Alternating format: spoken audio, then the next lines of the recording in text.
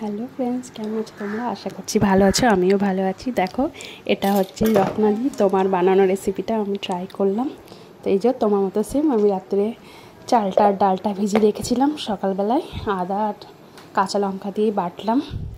তারপর পটলগুলো কেটে নুন হলুদ দিয়ে একটুখানি রেখে দিয়েছিলাম।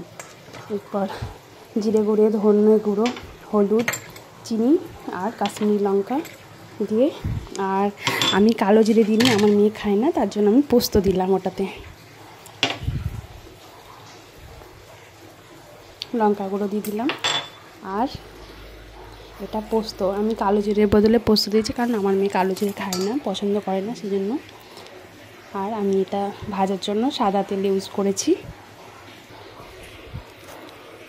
জানি না তোমার মতো হয়েছে কিনা, দেখে জানিও কেমন হয়েছে। চেষ্টা করলাম তোমার মতো করে করার।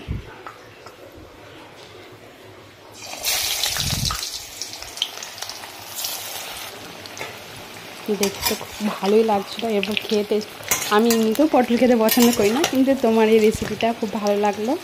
তো আমিও খাবো, দেখো কেমন হয়েছে। আর আমার মতো তোমরাও বাড়িতে বানিয়ে দেখো কেমন লাগছে। টাটা সবাইকে।